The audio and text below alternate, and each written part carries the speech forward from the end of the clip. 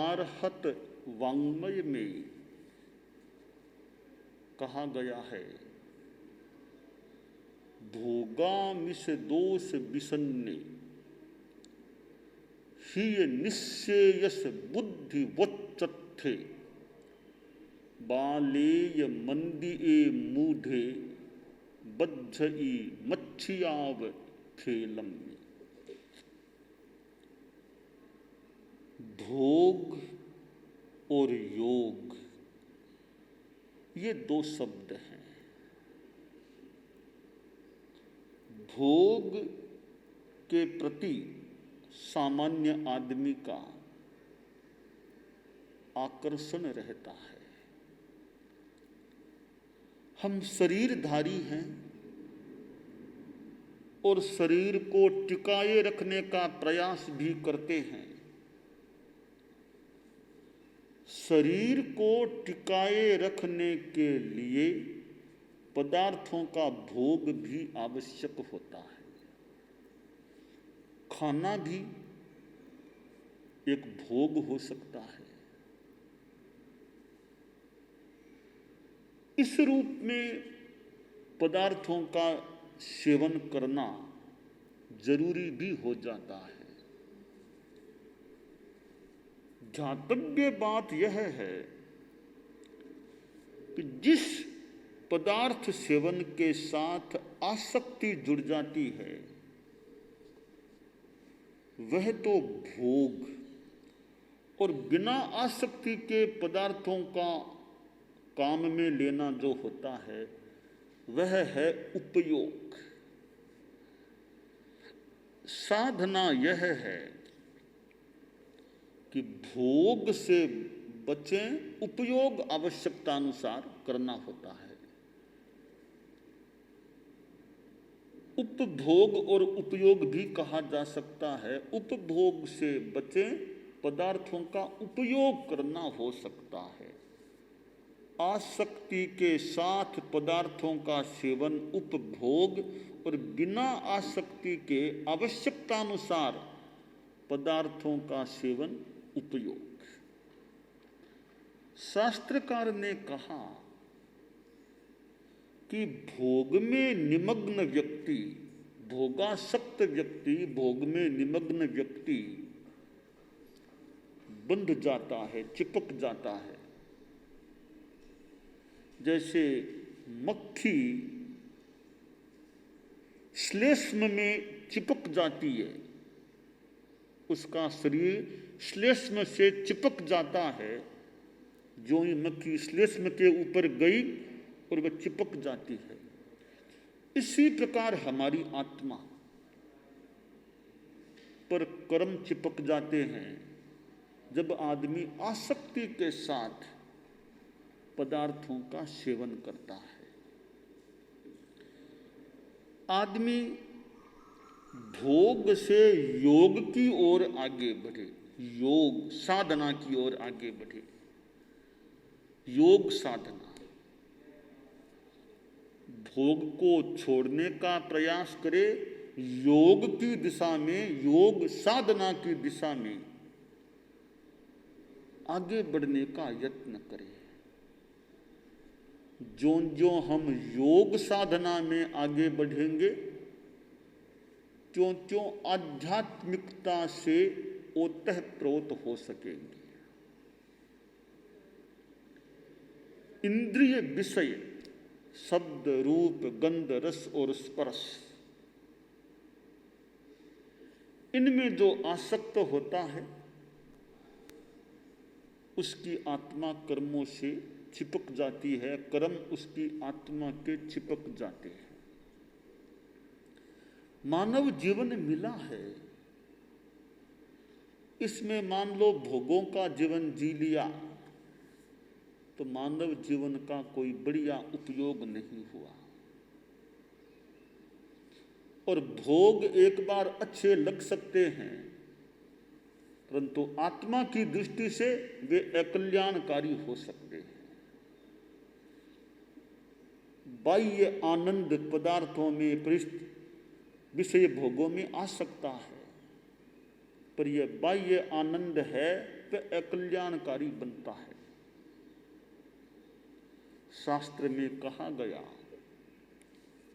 क्षण मित्त सुखा बहुकाल दुखा, पगाम दुखा अणिगाम सुखा, संसार मुखस विपक्ष भूया, खाणी अनत्थान उ काम भोगा। कि ये जो काम भोग हैं, इंद्रिय विषयों में सुख लेने का जो भाव है, प्रयोग है, थोड़ी देर क्षण मात्र ये काम भोग सुख देने वाले हैं, बहुत काल तक दुख देने वाले होते हैं। ज्यादा दुख देने वाले, थोड़ा सुख देने वाले होते हैं।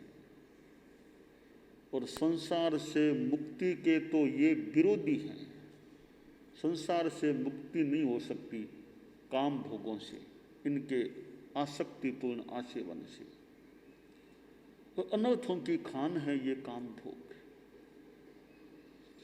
तो मानव जीवन को भोगमय बना दिया, त्याग संयम नहीं किया, तो ये जीवन तो कभी बीत जाएगा। हमने क्या लाभ उठाया इस मानव जीवन का, यह एक चिंतनीय बात हो जाती है। और भोग है वो नुकसान, शरीर का भी नुकसान कर सकते हैं, अति भोग। संस्कृत में कहा गया, भोगा न भुक्ता वयमेव भुक्ता, कालो न यातो वयमेव यातः, तपो न तप्तम वयमेव तप्तः, तृष्णा न जीर्णा वयमेव जीर्णः।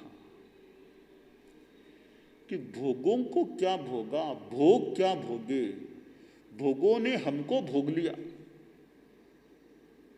आदमी खाता है, शरीर को अपेक्षा नहीं फिर भी खूब खाता है,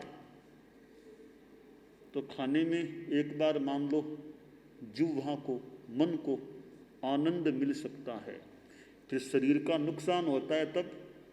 तो भोगों ने तो हमारे शरीर को भोग लिया, हमको भोग लिया। यह पदार्थों के प्रति आसक्ति, आकर्षण है। खाने में भी आसक्ति हो सकती है,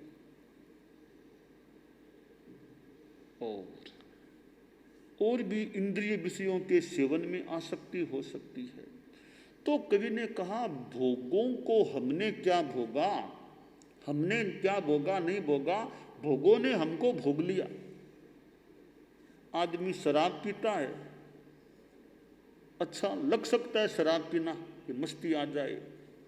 पहले आदमी शराब पीता है, फिर मानो शराब आदमी को पीने लग जाती है, आदमी का नुकसान हो सकता है। आदमी पहले गुटखा खाता है, फिर गुटखा मानो आदमी को खाने लग जाता है। तो भोगों को क्या भोगा, भोगों ने हमको भोग लिया। काल क्या बीता, हम खुद बीत गए।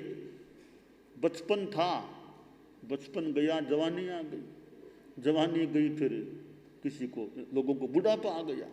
लंबा आयुष्य है तो बुढ़ापा आ जाता है। बुढ़ापा आने के बाद शरीर की स्थिति भी कमजोर बन सकती है।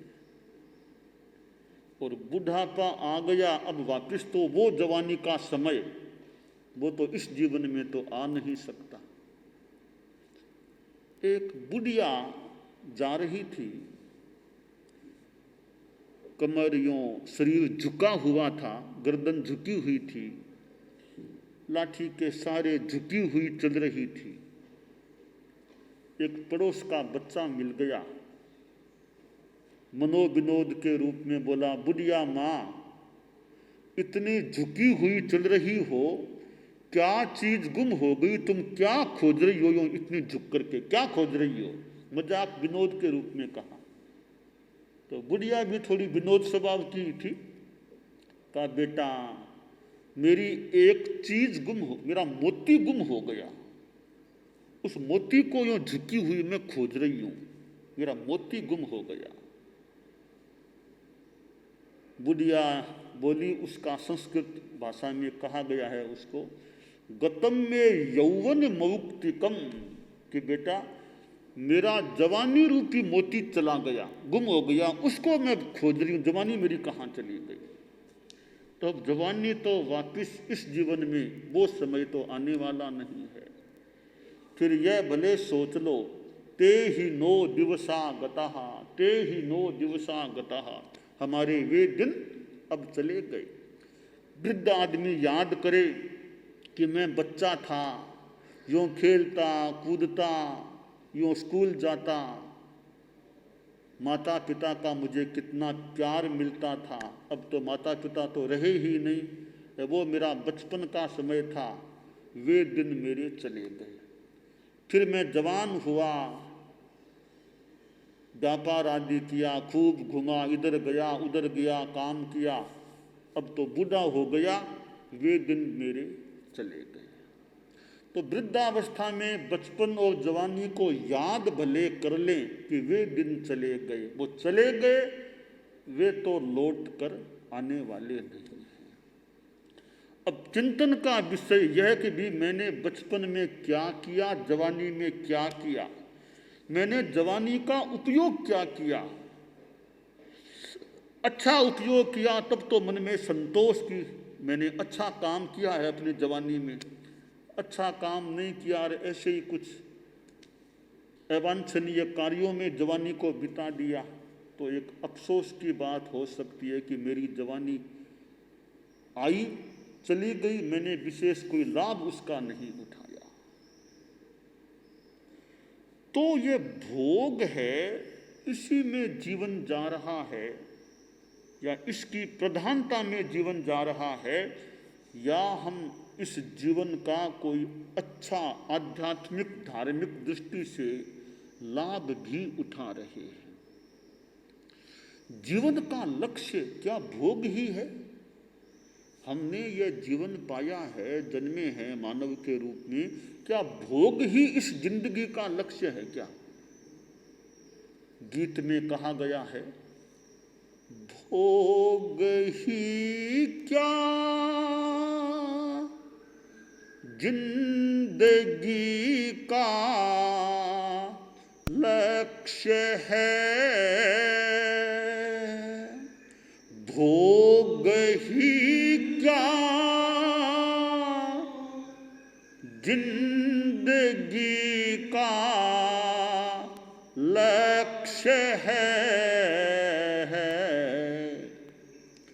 त्याग से हर मनुज का उद्धार है,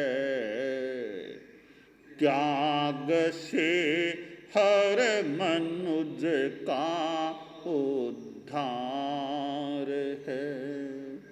योग विरहित जिंदगी बेकार है, योग विरहित जिंदगी बेकार है, साधना ही शांति का आधार है, साधना ही शांति का आधार है। तो इस मानव जीवन में हम धार्मिक साधना कर सके, इस पर हमें ध्यान देना चाहिए। आप लोग गृहस्थ हैं, तो गार्हस्थ्य में कितना संयम धर्म ध्यान कर सकते हैं, इस पर विचार करना चाहिए। तो संस्कृत कवि ने कहा, कालो न यातो वयमेव याता, काल बीता, काल नहीं बीता, या काल क्या बीता, हम खुद बीत गए, हमारा जीवन मानो बीत गया। और तपो न तप्तम, तपस्या नहीं की, हम खुद ही संतप्त हो गए, खुद ही तनावों से संतप्त हो गए। तृष्णा न जीर्णा वयमेव जीर्णः, तृष्णा लालसा वो बूढ़ी नहीं हुई, हम खुद बूढ़े हो गए।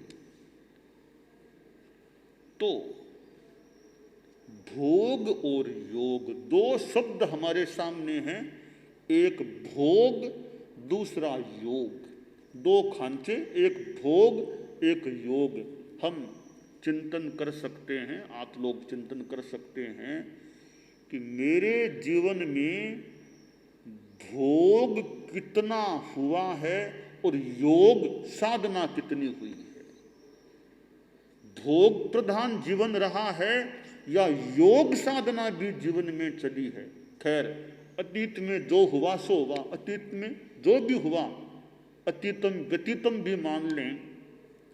अवशेष जितना समय मेरे पास मुझे मिले, आगे के लिए सोचूं कि अब मेरे जीवन में मैं भोग का कितना त्याग कर सकूं, कितना कम कर सकूं, योग साधना में कितना आगे बढ़ सकूं, अध्यात्म की साधना में कितना आगे बढ़ सकता हूं। आदमी प्रशस्त चिंतन करे, निर्णय करे और संकल्प के साथ उसकी क्रियान्विति करे, आदमी उस दिशा में आगे बढ़ सकता है।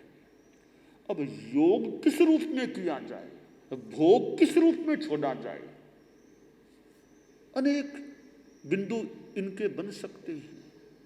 खान पान के भोग में कितना संयम किया जा सके, थोड़े द्रव्यों से काम चल सकता है। द्रव्यों की आप लोग सीमा कर लें, 21, 25, 30 से ज़्यादा आइटम्स एक दिन रात में नहीं लगाऊंगा, जितनी सीमा कर सके। तो ये खाने के रूप में, खान पान के रूप में भोगों का अल्पीकरण, भोग का संयमन हो सकता है। वस्त्रों आदि के संदर्भ में इतनों से ज़्यादा कपड़े काम नहीं लेना, एक महीने में, एक साल में, वह सीमा हो सकती है। और भी इंद्रिय संयम का अभ्यास किया जा सकता है। और ये पिक्चर, फिल्म आदि आदि जो आवश्यक नहीं है उनको नहीं देखना है। देखना ही हो, धर्मगुरुओं के प्रवचन आदि आदि चैनल्स में आते हैं, उनको देखा सुना जा सकता है, ताकि कुछ धर्म की, अध्यात्म की प्रेरणा भी मिल सके। तो यो भोग का संयम और योग साधना, जैसे सामायिक की साधना कितनी होती है, एक सामायिक रोज करने का कम से कम एक सामायिक प्रयास करूं, और ज़्यादा करूं, अच्छा स्वाध्याय करूं, ग्रंथों का स्वाध्याय करूं, कोई कंठस्थ है तो ज्ञान का पुनरावर्तन करूं, और कोई आध्यात्मिक धार्मिक सेवा करूं, समाज के लोगों की आत्म कल्याण की दिशा में औरों को आगे बढ़ाने में आध्यात्मिक सहयोग दूं, वह भी एक अच्छा काम है। ध्यान का प्रयोग करने का प्रयास करूं, जप करूं, मौन साधना करूं, यूं अनेक रूपों में यह योग साधना की जा सकती है। एक आसन में स्थिर रहने का प्रयास करूं, पद्मासन, वज्रासन आदि में आधा घंटा घंटा बैठकर ध्यान साधना करूं, यूं योग की दिशा में आगे बढ़ा जा सकता है। सारी साधना, धर्म की सारी साधना योग है। मोक्षोपायो योगो ज्ञान श्रद्धान चरणात्मक है। मोक्ष के उपाय जितने भी हैं, जितनी भी साधना, वो सब योग साधना है। आचार्य हेमचंद्र ने ऐसा कहा है।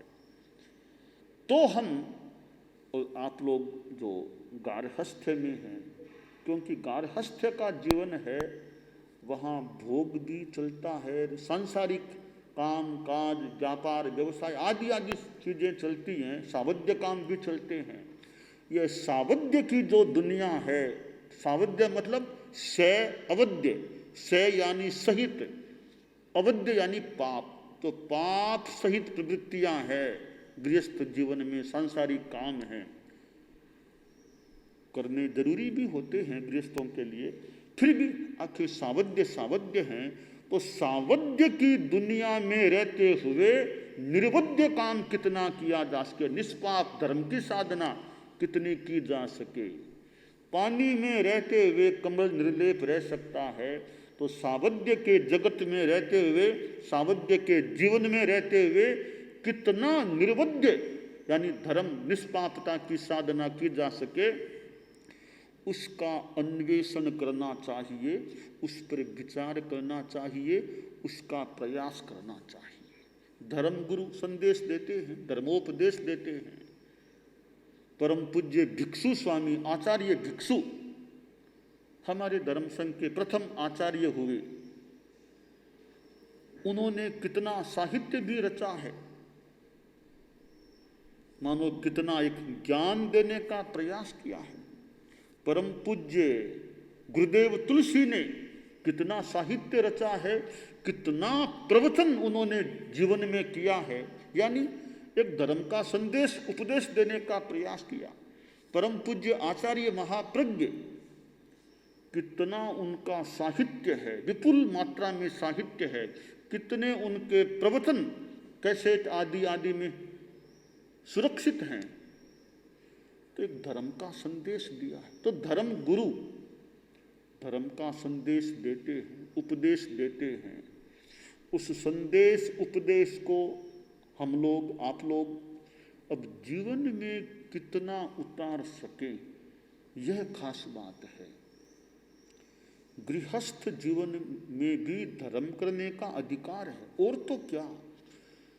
गारहस्थ्य में रहने वाला इतना आगे बढ़ सकता है कि अपवाद स्वरूप माने कुछ भी घर में रहते गृहस्थ के वेश में केवल ज्ञान तक प्राप्त हो सकता है। चक्रवर्ती भरत, गुरुदेवा माता बिना वो साधुपन की दीक्षा लिए भावों में ही इतने ऊपर बढ़े, आगे बढ़े, ऊंचे चढ़े, केवल ज्ञान को प्राप्त हो गए, मुक्ति को प्राप्त हो गए। तो गारहस्थ्य के परिवेश में यानी गृहस्थ वेश में भी कोई कितना आगे बढ़ सकता है। तो आप लोग साधु मान लो नहीं भी बन सकें, तो गारहस्थ्य में भोग से योग की यात्रा का जितना हो सके प्रयास करें, यह काम्य है।